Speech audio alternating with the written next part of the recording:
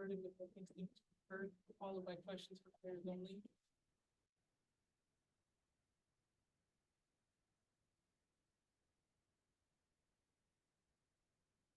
You guys know I've been here and talking about the same thing, but for 30+ minutes tonight, just really did a ton of things that we wanted to try to accomplish defensively and offensively, against a championship contender, and was really proud. And that fourth quarter, struggled to score, which at times affects our offense, or affects our defense. But, we talked for the people that were here pregame, 40% or nearly 40% of points for Connecticut come off of either offensive rebounds or off turnovers. And they jump started their fourth quarter with 6 quick points off of offensive rebounds, and then sprinkled in throughout the quarter some breakaway layups off of turnovers. And so all of a sudden they have their best quarter, 24 points. Our goal tonight was 75 or under. I thought if we kept it to 75 or under, we had a chance to beat them, and we were on track to do that. Rickea really led us offensively, had a phenomenal game and hunting, and our players were really hunting for their shot. Tough to get post players looks tonight with the way they defended us. It was going to be more of a guard shooting night. Rickea was one of those recipients and played really well. And that's against a lot of attention and a real pro in Dewana Bonner guarding her a lot of the night. So again, doesn't feel good and, to not be able to find ways to the finish line. But again, I thought we outplayed that team for over 30 minutes, but we have to have a better close. Questions for players, Michael? Rickea, it's 2 questions for you. Just what were you able to learn today playing against, Bonner there, who's a veteran in this league, playing for a team competing to win a championship? And how do you turn those fast starts in the first half to where you end up with, mid-20s to even bigger second half to where you can possibly make those games 30-point games? Dewana is one of my favorite players. I look up to her. Watch her growing up, just being a tall player, but she's a guard, and her just being versatile. So that's just something I always looked up to. I always, she's always encouraging me, texting me, and it just means a lot. So to go up against her today was pretty cool. And I know she talks, so I'm gonna talk too. So it's pretty fun to, go against one of my favorite players in the league. The second question I just continue to, trust in my teammates, and I feel like they find me. They were getting me the ball in my spots, and, just credit to them. I feel like I was being more aggressive as well. I know Connecticut isn't going to just let me do what I want. So I know I had to hit them first, go at them first. But we just got to put together 4 quarters. Hey, Dearica, this one's for you. I know you said you don't really do the halftime speeches, but there's a lot of learning that happens in the game. How are you helping the younger players learn in the game? And for you personally, how are you making sure that you stay locked in and can play all 4 quarters? Just talking about the little things. Didn't do that in the fourth quarter. And I think I got in my head a little bit, just with frustration, and I have to be a better leader in that and not allowing that to dictate, being able to continue to be vocal. Rickea, you played 40 minutes today, and I think last game was 37. How do you keep your field up? How do you stay consistent throughout the whole game? I feel like our nutritionists, our trainers, Chelsea, Riz, Tay, everybody, they're just hands-on with me. Coach Curt is always talking about the food that I eat, so I try to, have a breakfast. What the French toast? Let's not talk about her diet. Tell them. Please tell us. Chicken and waffles. I used to eat like that. But it's getting better, I feel like. Sometimes I get a little salad or a little sub or something. So, but I feel like, you know, just fueling properly and them just being there for me. Even our sports psych, you know, mentally, you know, just going through ups and downs and stuff. It can be hard, especially being a rookie. So I feel like everyone around just helps me. They're always there for me. They always keep my spirits high and things like that. The coaching staff, my teammates. So it's just, you know, it takes a village, and I feel like they just really have just been helping me. DJ from Infinity TV, question for either of you. How was it battling Dejanay Carrington today with, her having 5 steals? How was she throwing off the mix today? Oh, I don't know, she got that one still on me, but that was on me, cause I should have like did something else. I mean, it's nothing we never seen before, honestly. She hit me in my lip like really bad. It's still bleeding. But you know, she's a great defender. She's an elite defender. She's pesky. She plays hard. You know, she plays like she's 6'5". She play like she's tall for real. But I respect her game a lot. You know, she go hard on both ends of the court, and you know, she's got that dog in her. Yeah, just to piggyback off your answer earlier, about Bonner and Alyssa Thomas. I saw you guys, John, about the fourth game. How was that? How fun was that? No, that was a funny moment. I'm pretty sure people on Twitter are probably taking this serious, but Dewana, that's my girl. But basically, I'm not gonna lie, she did not foul me on one of the plays that they called a foul on. But then I didn't foul her either, but they called it, and I was like, I did not touch her. And then she was like, I ain't touch you down there either. And I whispered, and I said, you sure didn't. And then she tried to snitch on me to the ref. And then I told the ref, I was like, nah, I didn't touch her, and she touched me. Of course, I'm gonna lie, like, come on. No, that was pretty amazing. Again, to have that moment with my favorite player, like it was just surreal. You know, I literally look up to her growing up, so just to see that is just. That's a fine. Already got like 5. Yeah, that was an amazing moment. I'm gonna remember it forever. Rickea, Coach Miller's praised your defensive progress over this season. You had 3 steals today, which I think was a career high. Just what are some things you're seeing now that are maybe different from earlier in the season? Defense keeps you on the floor. I feel like, you know, he's been harping on me. I remember, I think it was our first game. After our first game, Coach Curt just came up to me. He was just like, you know, I'm going to make you a good defensive player. And I took that to heart. And he just told me, like, as long as you give effort on the defensive end, like, you know, I can keep you out there longer and longer stretches and things like that. I can't be a liability on defense. And I didn't want to be that. I didn't want to be the weak link. I didn't want to be the one, the rookie that, you know, every team just goes at because they can.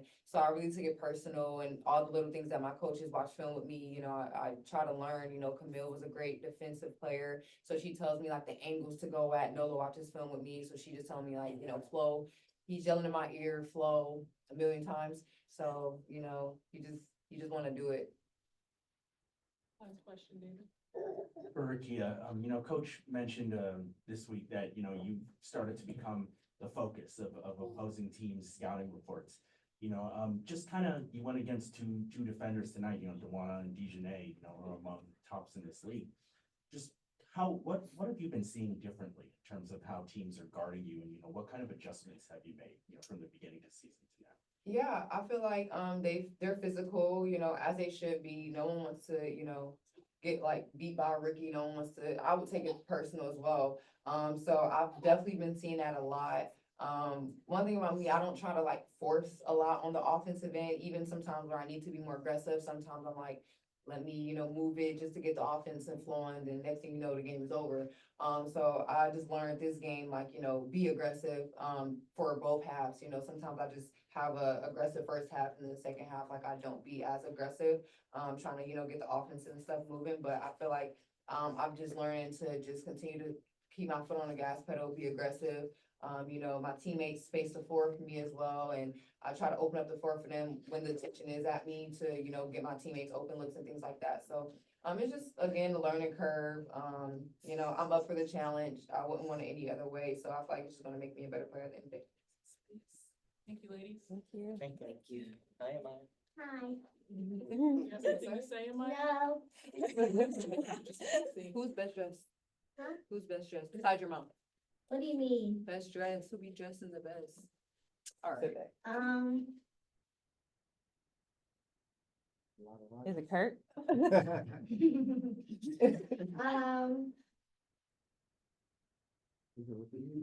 Rickea. Yeah. She told me to, everybody. We'll get started with questions for Curt. I'd like to get us started.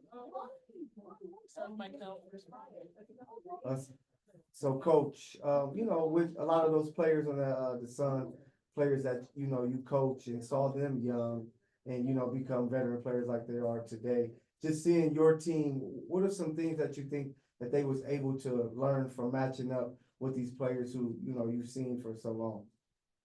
Yeah, four of their starters, I had the opportunity and fortunate to be able to coach for those years in Connecticut, drafted both Bree and Dejanay.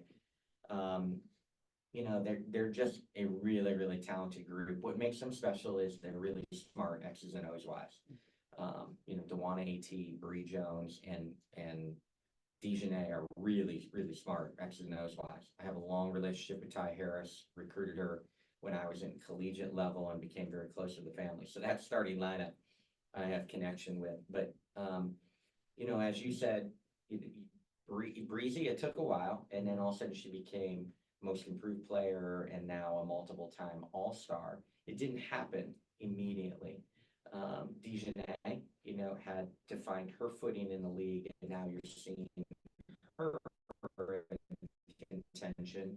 Also, I think to me, there's a lot of deserving candidates, but I think Dearica really, really deserves the player of the year or the most improved player of the year. But Dejanay, with her defensive ability this year and her downhill offense, will be in contention for that. So, it takes a while. So just really pleased with where Rickea is at, and she's just such a willing learner. It is prideful of where she is right now, but knows there's more growth. And I love coaching players. Breezy was like that, and Dejanay was like that. They wanted to get better. They were, confident in what their skill sets were, but they wanted to get better. And I see a lot of that in Rickea. And again, our young players, Ray, second game in the starting lineup, she's just going to continue to get better and better. There's Lee's only 25, had a good game tonight. Lee matches up with Bree Jones a little bit better, and we needed her physicality and toughness around Bree Jones tonight. So again, a lot of good things, but there's no moral victories in this league. Hey, Coach, kind of want to piggyback on something Rickea said, which is like, we need sometimes people to step in and talk to us emotionally. Obviously, when you get a kind of losing streak, especially when you're playing so hard, and then you have to go back out there and do it again. Have you been able to really kind of help them through that emotionally and mentally, that yes, this is a growing phase, and help them see what the future could look like? Yeah, and again, it's, you try to push buttons as a coach different ways. Sometimes I'm harder and more intense. Other times, it's just teaching. Then you ask them to, talk at times. And, Kia Nurse is a real leader for us in the locker room, with or without being in the starting lineup. And, she talked to me after the game already on, things that as a leader, she could have even done more with that group. Again, this team wants to win so badly, but we've got to handle hard in fourth quarters. We've got to handle, you knew that team was going to turn it up and find another level.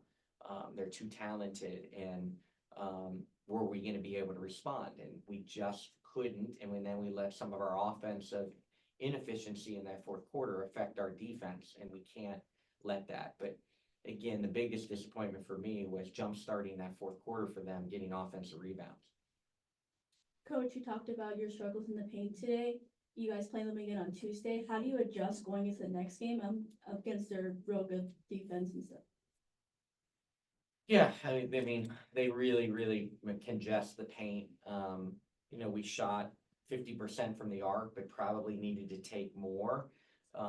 They really did a nice job taking away our post players. So the points in the paint is crazy discrepancy, right? It jumps off the stat sheet.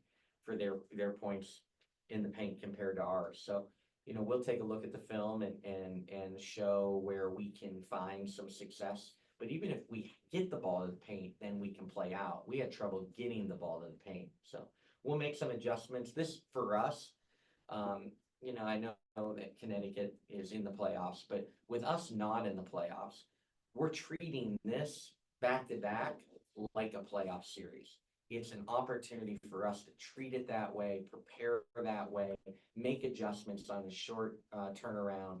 And so for us, to me, I'm preaching this is as good an opportunity late in the season to prepare for playoff games as we have, playing them back to back. And then we're going to get the same with Seattle.